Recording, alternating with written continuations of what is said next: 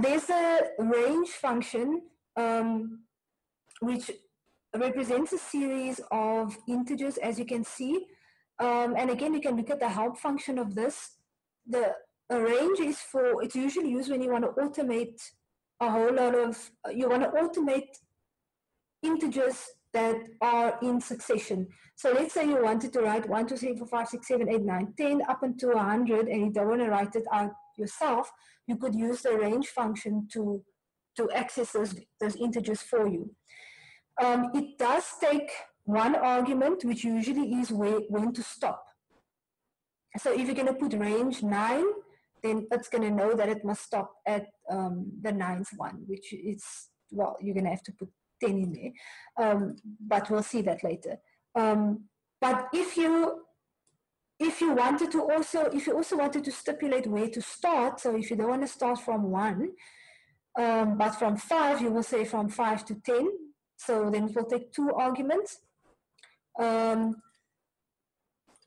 Sorry, this needed to be in. Can't see it. But it also takes a 3rd argument, which is a step. And so you can tell it which ones to skip or to look at every so manyth integer. So this is something that I want to show you just again. If you use help with range, again, skip all of these that have the underscore until you get to something without it. It starts with count here. But I'm looking for, okay, actually, just look here. It says that it takes something, so it's not empty. And it's always going to give you, if you give it just one argument, it's going to give by default the stop. But you can stipulate the start as well. And this is the part that I want you to take note of. It says here that you can give a 3rd argument. But if you notice, you'll see that this 3rd argument is attached to this, because it's basically saying that you cannot put step there if you don't also have a stop. So whenever you see something like this, where there's a square brackets next to an argument when you're using the help function, and then you should notice what it's attached to, because it's saying this can be given, but only if this is also given. Okay, so let's have a look at some examples. For example, if I say for integer in, now this is what we just saw, range with a stop, and we're just putting it in a for loop so that we can print it. And it's going to print integer, because that's integer. Now, this, just ignore this for now. This is just, I use this sometimes because in a for loop, it will print every line below each other. So it's going to print integer 0, position 0, 1, 2, it starts from 1, 1, 2, 3, 4, 5, right? Or your first position. But it's going to print it below each other. And if you want to prevent it from doing that, but you want to print it next to each other, then you can use, the n must not be a new line basically, but the n must be nothing. So this means delete space, whether it's a new line or a tab. Then I'm going to do the same thing with range, but I'm going to say start at 2 to 10. And then if I'm going to put a step in there to say only print every 2nd item. And we can see how that looks, okay? So again, it doesn't include position number 10, but it only goes up to number 9.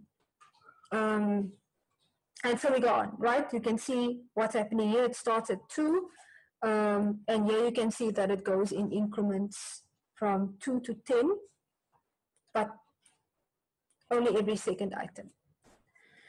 Okay, now in the book I was actually a little disappointed that they didn't show this, because I thought this was a nice example. But they said, imagine you have a protein sequence, and you wanted to, and this is something that you often hear people talk about, for example, k-mers.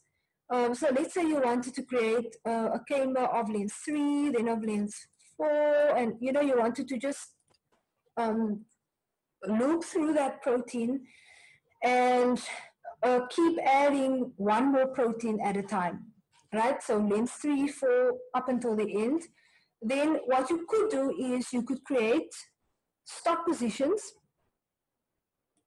because this is always going to go from 0 to 3, and then 0 to 4, and then 0 to 5, sorry, and so it goes on. So you could create the stop positions for it, and then you could say, this is my list called stop position. For every stop position in stop positions, create a mini protein that starts at 0. So you need to tell it for what it must do it, for this protein.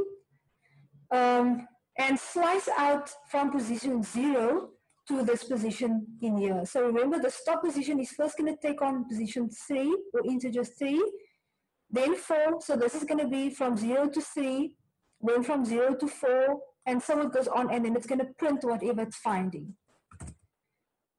And this is what they showed in the book. Now, they talked about range, but then they didn't do it. And I don't know why, because imagine this was a really long protein with thousands of amino acids, and you wanted to do the same thing from 3 till 10,090. Obviously, you're not going to want to write all of these out in a list until position 3090, and that's where the power of range comes in, because you could then just say my stop positions go from range 3 to 10,090, and I wanted to do the same thing now. I'm going to say for this, so this is basically like your list. For every stop position in there, create a mini protein and print this out, and you will get the same thing. Okay, so again, this is integer. It goes from integer 3 to integer 11, so that's why it looks a little different to what you would normally see when you use the slicing, because range gives you a set of integers for whatever you're specifying. So it's going to go from 3 till just before 11, so 3 to 10. And that's going to print those positions for you.